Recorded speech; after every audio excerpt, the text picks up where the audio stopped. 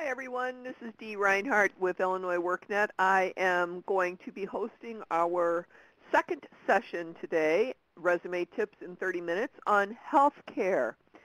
Today, during our session, we are going to be talking about employer expectations for entry-level, mid-career, or experienced job seekers, as well as building a resume for entry-level, mid-career, or experienced job seekers.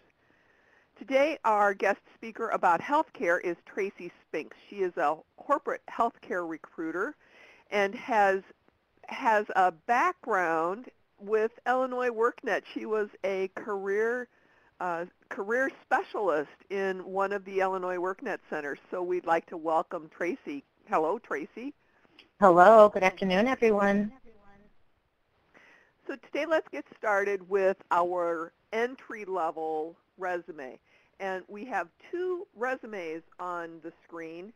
And as we're looking at them, tell me what the difference is between the two of them. The difference between the two of them, the one on the left was one that I received from an entry-level applicant who was interested in a job that was posted. That was the original resume sent to me. The one on the right is the resume that she reformatted after our discussion. So what we'll do, the highlights and the yellows are things that I still changed once I did the revisions for her. So we can go through these briefly. All right. Go ahead. Go ahead and talk about them. Okay, perfect. So this was an entry-level clinical nurse who came to me. She was interested in a job that I had posted, and she was just fresh out of college and looking for her first job. So with the resume on the left, that is what she sent to me. So as with every applicant that sends a resume to me that I find something that I want to look into farther, I have a conversation with them, get a little bit more information, because I know resumes are one of the hardest things to write.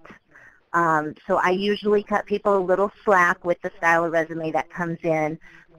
So I called her, we talked about it, gave her advice on what needs to be different on her resume. And on the right-hand side is how she redid her resume, which still needed a lot of work in it. So on the top left of that second resume, highlighted is her name, her address. You want to make sure in your resume to keep all your font the same. It can be bolded, it can be italics, but you want to keep it the same style of font and the same size, except your headers can be bigger. So keep your formatting very similar throughout your resume. Obviously, on a resume, you don't need to title it resume, so that just needs to be taken off first of all. Under her education, because she is a new graduate, it is very important to list your education first so they know this is why you're looking for an entry-level position. Include your GPA if it is above 3.0. Also include any relevant coursework and affiliations that you have. So she was a part of the Student Nursing Association. She had a very good GPA at 3.7, so that really needed to be included on her resume. Tracy, if you go down, Tracy, yes. One thing we need to point out is some schools are on a 4.0 scale and some schools are on a 5.0 scale. So what we've referenced there with that 3.0 GPA is on a 4-point scale, and if it's 5-point, you want to have it above 4.0. Yeah, you would just slash. So she could have put 3.7 slash 4.0. So yeah, very good point. So indicate out of what that is, so they know how well you did in school. Okay?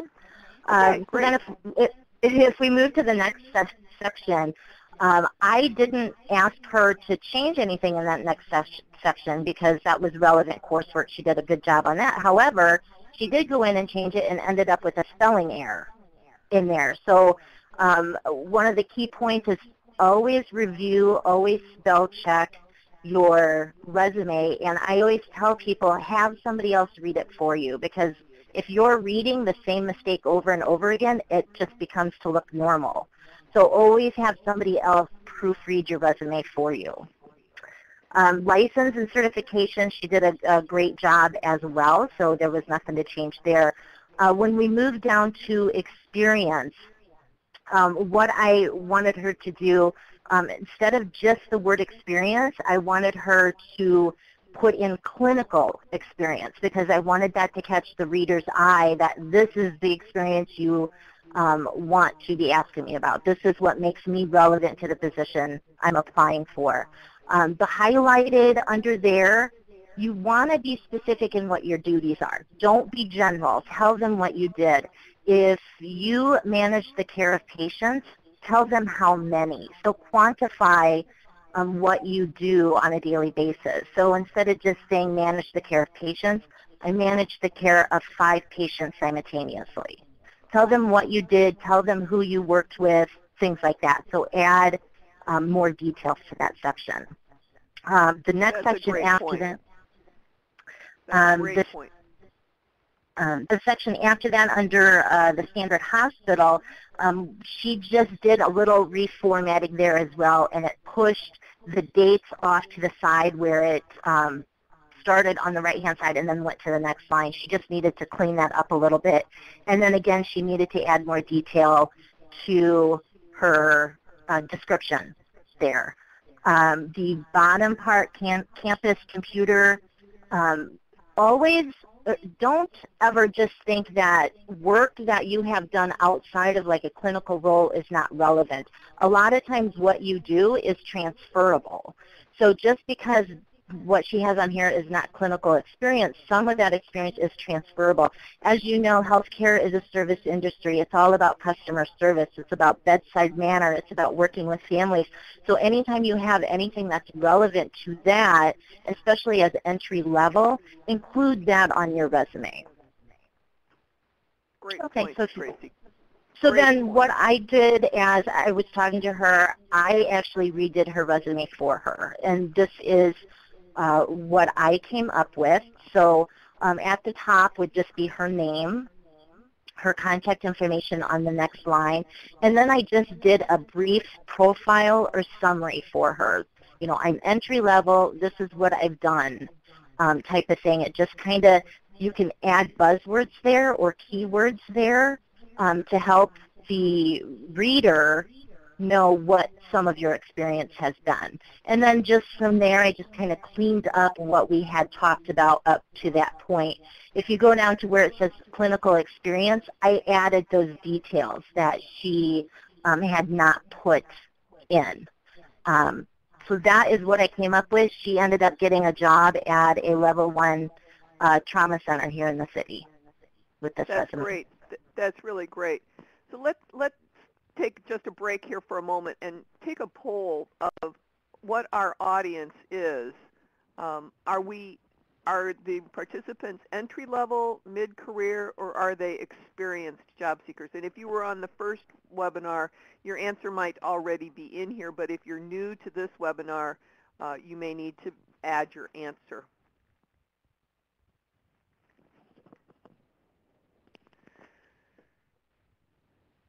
And one of the things, Tracy, if you want to point out real quick, the difference between entry-level versus mid-career, we've got the education focus higher on the page with an entry-level. Is that correct? Yes, yes. Even mid-career, depending on how recent your education is, you might already have, say, an associate's degree in nursing, but you recently went back and obtained your BSN, say within a year. Then put your education at the top so they know that you are continuing your education and are looking for a higher level position than just entry level or what you have been working on so far. Same way if you went back for your master's. If it's within the past 2 or 3 years, put that at the top, because sometimes they just want to see that you are looking to improve yourself within your role. Let's talk a little bit about the words, the words that you used in her experience. What Okay. kind of verbs did you use? They're always action verbs. Always use action verbs when you're working on your resume, when you're doing your resume. They want to know what you did for somebody else and what are you going to do for me. Use in your summary, typically what you're going to do is use buzzwords or keywords. So if you, Dee, could you tell me how to increase that size? People can go to full screen from the top of the SharePod. We can't change it right now for us. Okay. Oh, okay. But you That's can fine. bring down the arrow if you'd like to. Okay. No, that's fine. So what I did was just introduced her as a new graduate and talked a little bit about what her background was in what she did in school, what her experience has been so far, and what she is looking to do. Just a little introduction, nothing big because she is new. So just something that gives them an idea. Good.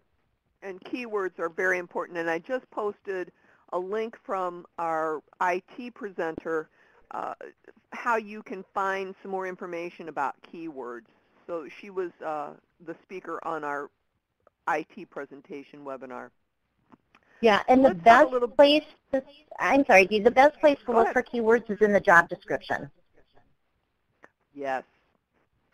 And we have a tool that we recommend to create a word cloud that you can use to take those words from that job description and put all of those words into Wordle.net. I just posted that into the chat pod.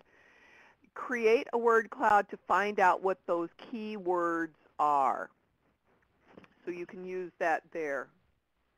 Let's talk a little bit about this extensive resume. And what did you see in here that drew your attention? What I saw in here, she was applying for an emergency room nurse position. She is from out of state. She was looking to relocate for an emergency room position if she could find one here in Chicago. What I liked is that right away in her profile, I knew what she was, certified emergency nurse. Okay, that caught my attention right away because I know she has the skills that potentially I'm looking for. She goes on to explain that she was commended for delivering patient-centered quality critical care. Okay, so I know she has a good bedside manner. I know she makes good connections with her patients, with the families, things like that. So that caught my attention as well. As moving down, I liked this resume because she listed where she worked, and then she gave a description of that hospital, which is very critical, especially in the healthcare industry, because every hospital is a different size. Every hospital has different services that they offer. So right away she told me that she worked in a larger hospital that was probably level 1 trauma center. So I knew she was probably busy when she was in the ER, had a lot of experience, had a lot of contact with the types of skills that I was looking for this specific position. She also did a great job in bulleting her accomplishments within this position, within both the positions actually. So what you want to do when you're making your resume, you give a description of what your job responsibilities were. So she provided nursing care within Level 1 Trauma Center. Give a brief description of what you did, but then always bullet point your accomplishments because that helps them stand out. She called them outcomes here, but always bullet point what your accomplishments or outcomes were, and try to quantify that as well. People love numbers. So if you can add any type of numbers, any type of percentage to it, they do like to see that as well. That's a great tip. That also works in LinkedIn profiles as well. Yes, yes. And because her education was not as recent, it's okay that her education was down at the bottom. Additional certifications and affiliations. Certifications are critical when you're in the clinical environment because every clinical position requires some sort of certification or license. So you always need to include that. Again, if it's not recent, put it at the bottom. They always want to know. It's always mandatory that you have CPR. So always put that on your resume if you are a clinician. Always put on if you have current ACLS certification or PALS, something like that. If it's something that you need to get, you can always put on certified needs to be renewed. So they know that you are aware of that as well. Good. Great. So what does the active member of the American Nursing Association and Emergency Nurses Association, does that play into making any difference for somebody? It's probably not going to make or break a decision on whether they hire this person, but it does show them that this person is taking an active role in their career, that they're interested in being involved in their career and they're joining and networking. That's good. And how critical is networking for job seekers? Oh my gosh, if I could tell you one thing, it's just to network. Nowadays, with everything for job seekers on the computer, it's really about who you know. So network, talk to people who might know somebody or know somebody, because if I haven't talked to Uncle Joe in 10 years, but I know somebody who can get in contact with him, he might know somebody who has a job for me or can give me a lead. So it's always important to network, always talk to people. That's exactly what I teach when I teach LinkedIn. It's not about who you know, it's about who they know. Exactly, exactly. So as we start into our next session about building a resume, let's take a look at our next polling question. Is your resume getting you the response that you want? And again, if you filled in your answer in the first session, your answer is probably already there. So, but please take a look at the answers and let us know.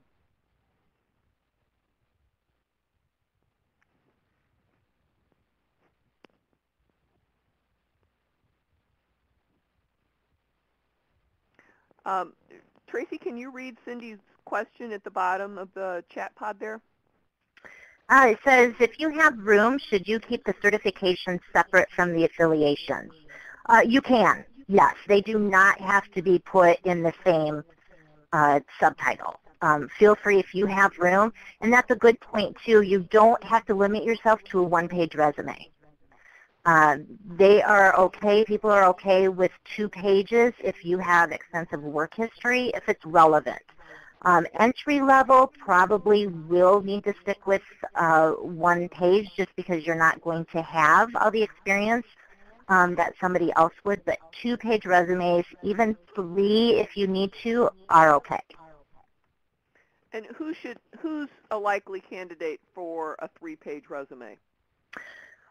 Somebody who has probably more than 10 years experience, 15 to 20 years experience, somebody who has really been in the industry a long time and maybe has even held multiple titles that they need to make sure to document what they did under each of those titles.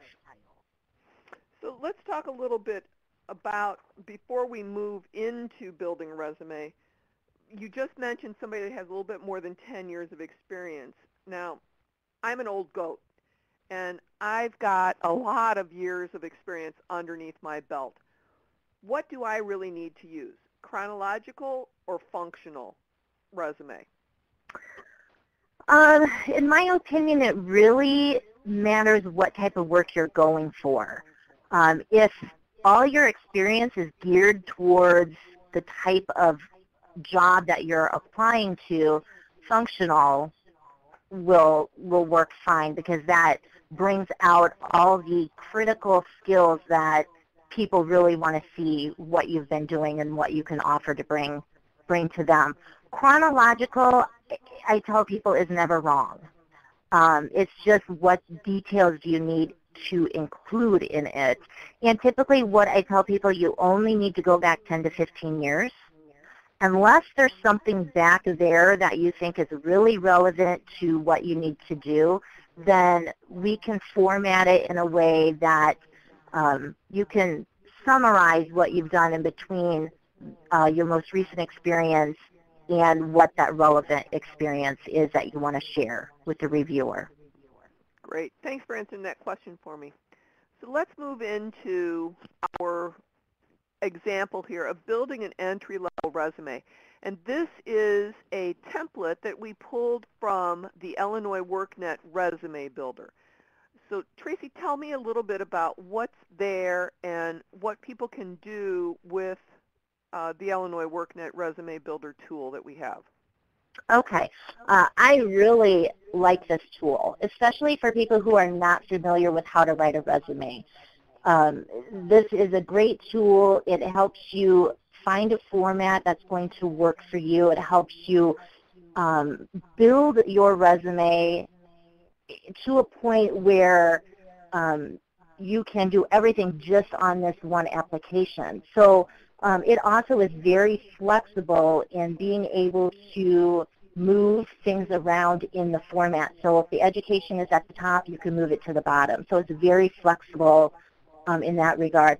Also, what I like about this application is it will give you language to use. So you can type in, say, like a job skill, and it'll give you sample statements of what to say in your resume. One thing I do caution you about doing that is it is a fantastic tool, but always use your own language on your resume. So just use that as an example, because you need to be able to walk into that employer during an interview and speak to your resume. So you have to be comfortable with the wording on your resume and being able to represent what you have on your resume. So with that being said, it's a very easy application to use. Great. So let's move to the next slide here and point out these key points for building an entry-level resume. Okay. So an entry level, there's really 3 sections that recruiters like myself will look for, even employers will look for. And the first thing they want to see is, not everybody will be using a skills summary, but they do want to see your education, because they want to know that it's recent, especially if you're entry level. They do want to see your relevant coursework, and they do want to see your license and certifications, just what we had talked about previously on that entry level resume. Those are the keys to when you're building an entry level resume. You want them to know that you have the foundation coming into an entry level position. After that, you want to highlight your technical skills. So when you're writing out, and those are going to be like your key words that you really want them to know, even if it's using like the Epic system. If you are an Epic user, you can put that on. If you are a Cerner user, if you are a Meditech user, put that on, because a lot of hospitals will say you must be a Meditech user or you must be an Epic user. So make sure they know what kind of system you're familiar with, what type of computer skills you have, things like that. Include that on your resume.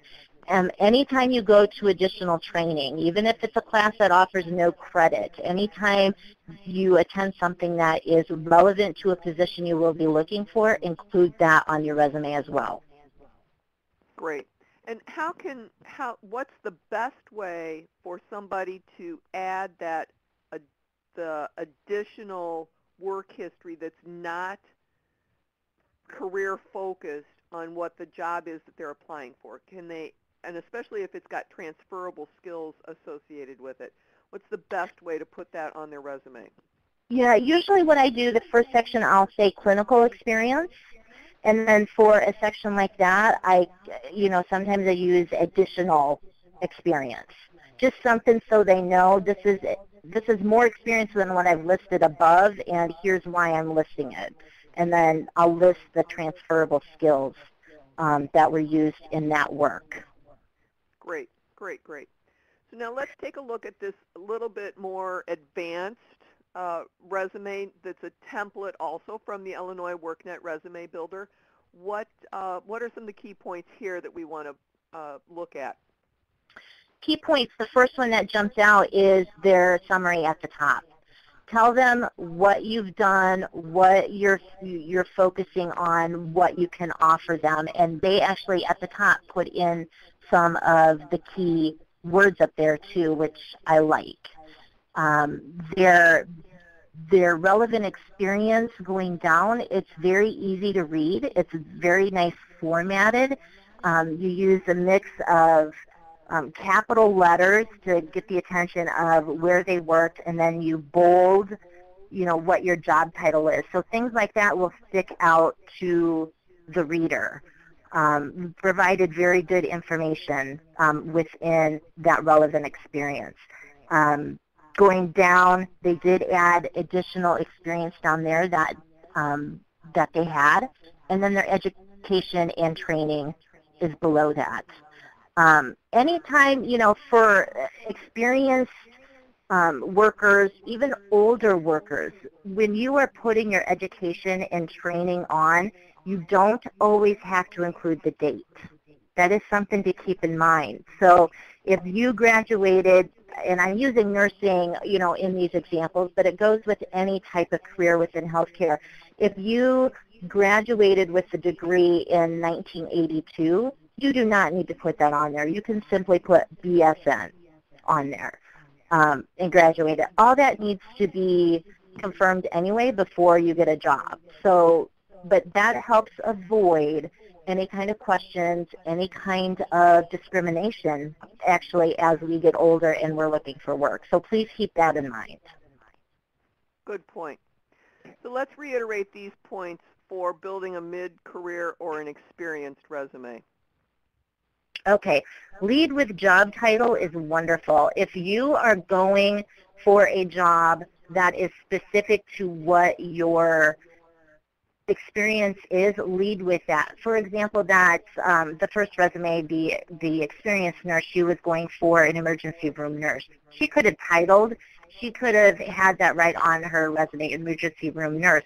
When I read that, oh, okay, that's what you want to do. That caught my attention because that's what you are. So lead with a job title if at all possible.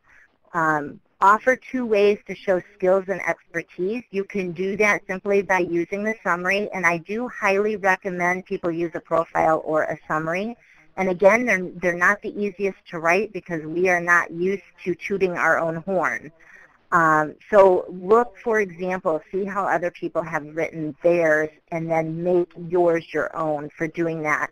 And then another way to do it is you can provide bullet points or even another additional section that says relevant skills or, clinical skills, and bullet point those and use your keywords there.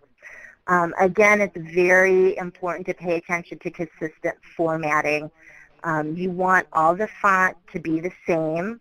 You want the font to be the same size except your headers. They can be a size bigger so they stand out a little bit, but really pay attention to that. Don't use different style fonts. And then early career define. You give them a summary of, again, what you've done, what you can do for them. Great. Let's pull out our last polling question. Do you include a cover letter with your resume submittal? And again, if you were in the IT session, your answers are still here.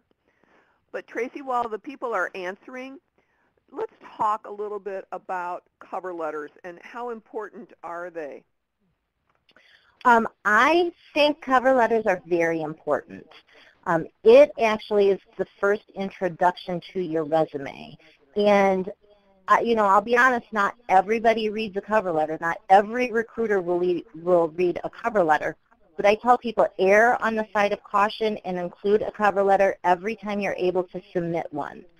It's an introduction to who you are, what you're looking for. It's a great way if you are shifting your career path, even if it's still within the clinical field. If you're shifting your career path, it's a great way to introduce why you're shifting, what you're looking for, where you've come, where you want to go, things like that. So it's a great introduction. Again, in your cover letter, always include buzzwords because that's really going to help get you noticed as well. And we have a question from Cheryl. Do employers want to see references on the resume, or do you recommend having a separate reference page? I never put references on a resume unless, and by references, I'm not sure if you mean just name and contact information of the person you're going to use for a reference, or possibly like a sentence or something somebody wrote about you that would make it a good reference. The latter, if it's just name and contact, that does not go on your resume. You only need to include that like on an application when you go in for the job interview and they're having you fill out the application. Sometimes recruiters will ask you for references up front, but those are never included on a resume. Now, if you have somebody who once wrote you a really nice sentence or two about your work or something like that and you want to include that on your resume, that's okay if it fits and if it's relevant to what you're doing. I don't usually include them very often. Those, a lot of times, I will put in the cover letter. Oh, that's a good point. That's a good point. We've got a question from Cindy about hearing experts say to only put years for your experience and not include the months. Is that a good way to do that? Not always. If I see somebody put on their resume 2012 to 2013, I will question that immediately, simply because does that mean December of 2012 to January of 2013? Because that's the difference between 1 or 2 months, or does that mean January of 2012 to December of 2013? So I want to find out how long you've actually done that position. Now, if you're in a position where you've been for 3, 5, 10 years, then you really only need the number. You don't need the months. Because that's an extended period of time. But if you are somebody who's had several jobs, include the months in that, because that will make a difference for some people looking at your resume. Or if the experience, if you're actually putting experience in that's older than 15 years, you may just want to put the years in there as well. Correct, yes. All right, well, I would like to thank Tracy Spinks, our healthcare recruiter, who offered her time today for us to help with our resume tips in 30 minutes. We will have this recording posted, and we will have other sessions that we can have next week is going to be on manufacturing, and Chelsea can put the registration link into the chat pod for you so that if you have not already registered, as well, next week on the 13th, we will be talking about Optimal Resume and how we have these fantastic tools available to us in the Illinois WorkNet's Resume Builder. And again, if you have any questions, please refer back to our handouts. There is a 2-page handout on one, and then a full-page handout. If you actually wanted to read the resumes, you can see those better on the full-page handout. So thank you very much, Tracy, and we appreciate your time today. Thank you to everybody in the audience who joined us, and we hope you picked up a couple of tips for your healthcare resumes.